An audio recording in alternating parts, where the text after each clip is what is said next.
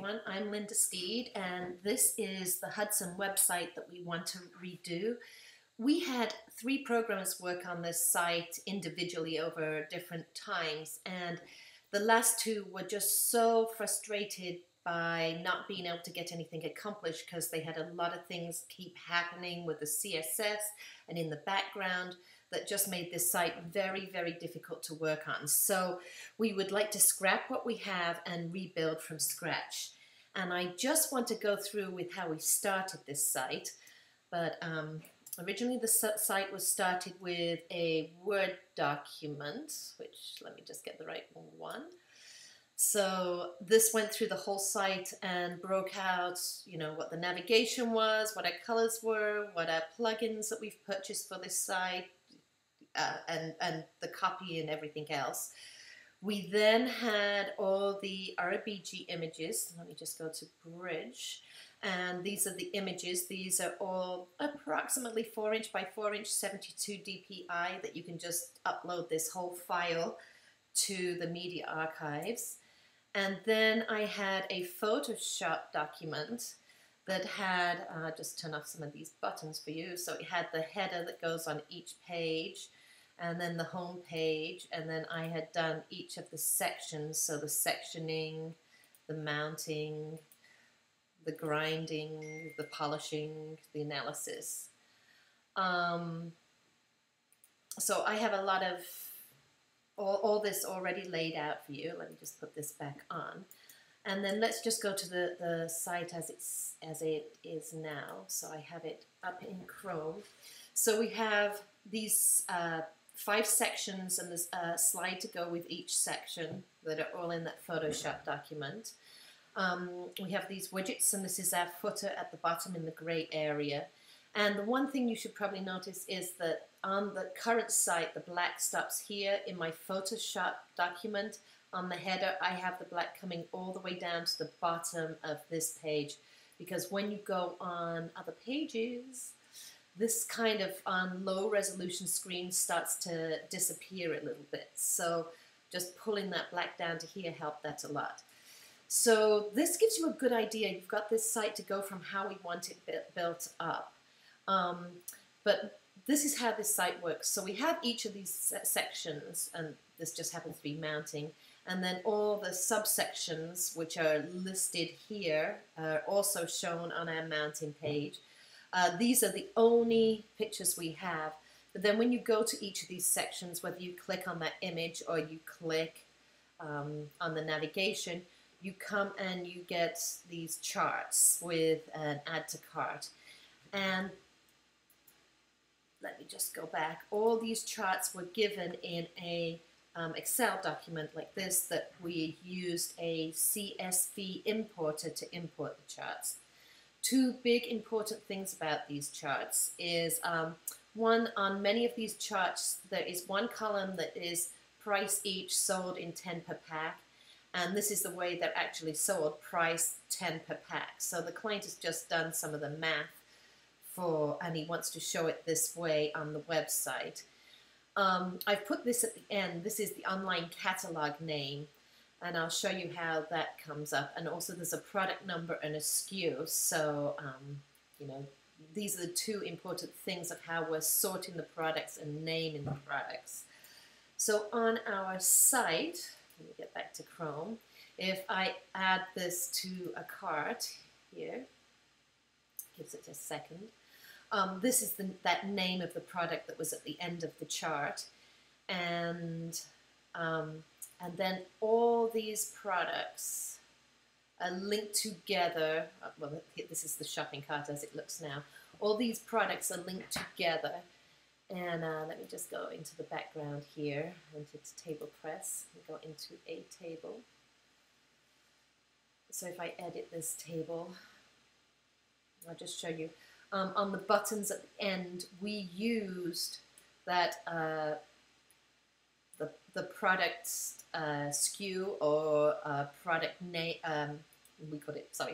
Product part number or the product SKU. That is what we use to build the tables and to link all those buttons together.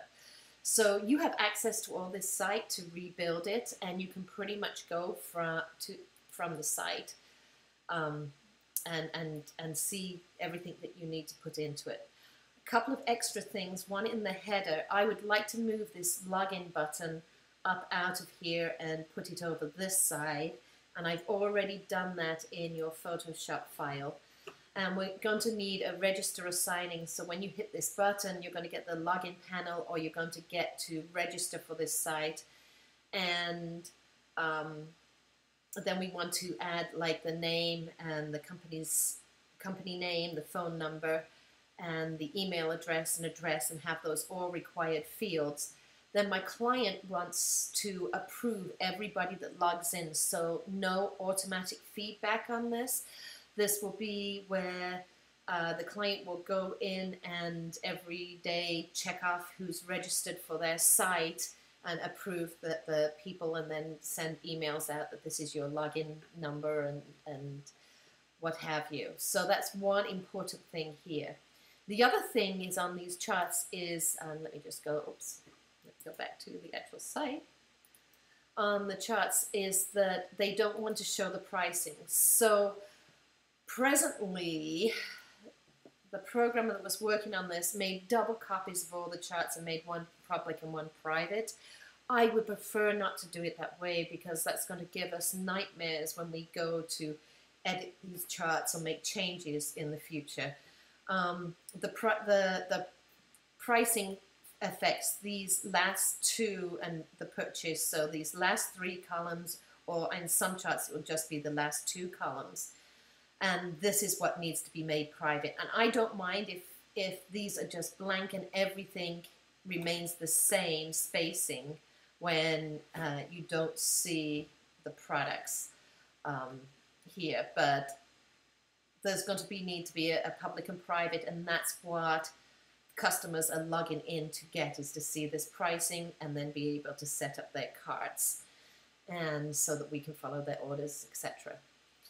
On these charts, one thing that isn't right about them right now is that the previous programmer took out the padding that was top and bottom of this type, so everything is kind of crunched into the headers, and this affects every single chart globally.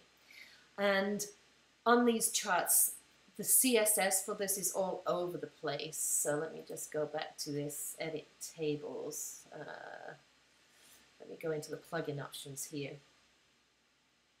So we have this CSS, and there's been so many changes made to each chart that it's really a mess. And this is not the only place. Some of this CSS is in other places for these charts on the web, on this website.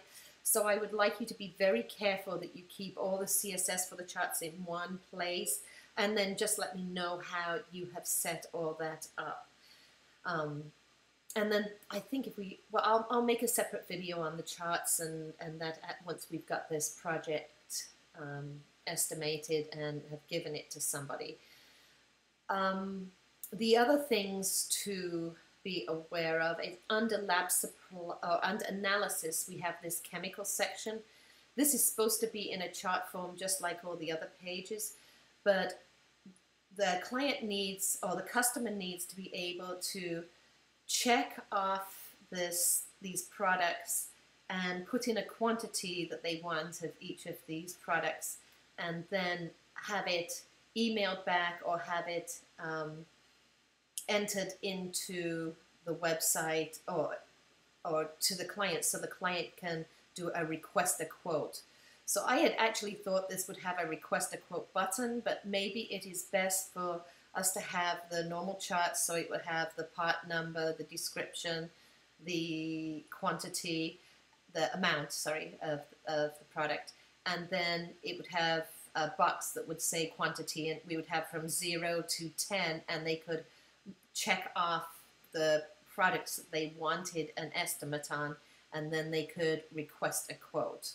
And this would, we have two methods. Either we can email this back to the client, or it can be a separate option in the dashboard. Maybe under WooCommerce there'll be a request a quote button instead of an order button, as well as an order button here. That might be a good way of ordering it. then my client can go through and look at all their requested quotes each day and check them off when they have been ordered. But give me the best scenario of how you see that happening for this one section. The only other thing on this site that was a real pain was this search button. On very low-res monitors, it's been very difficult to find it, and the last programmer just made it blue, which is a horrible color, but you still have a hard time finding this field, and if you click anywhere else, it tends to go away. So, and then when it searches, say if we take a product number, like I'm just going to copy this one and put it in there,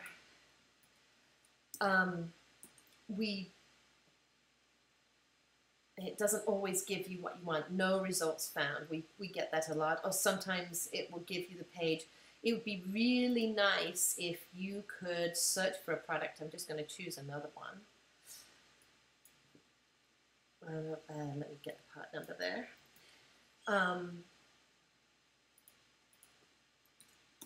See if this one works.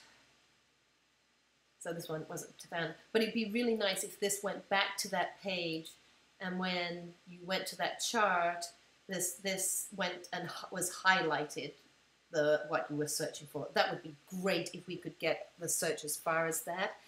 But let me know if you have a better search button. That would be awesome. Just going back to the charts for the second, on the pages where we have lots and lots of charts, we have this little bit of coding that worked out very well. So you could go to a chart at the bottom of the page, and then you could use these asterisks to get back to the top to choose the next chart. So it just helped people sort through what they were ordering and find their products easier.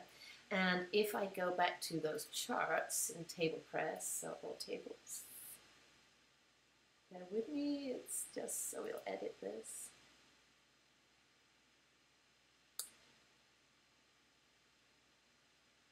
I guess it doesn't work that way. Sorry, no, it's going to be on the pages where we put the charts. Excuse me, I showed you wrong there. So if I just go to, I'm just going to go to this abrasive discs page. So this is the second page. Oh no, it's not showing there. Oh, I do apologize. Let's just go back to all pages. Abrasive discs. Okay, so this little bit of code here, that gave us all this product category selection, and this led us to each chart, and these were the headlines to the charts, so that's what comes up here at the top, so that you can see what they are. I think that's everything I need to show you as far as quoting this job. It does have about a little over 1,000 products and about 126 charts that are all in Excel files. So I'm looking forward to your quotes, and you can email me or call or Skype, and I can answer any questions you have. Thank you very much for your time.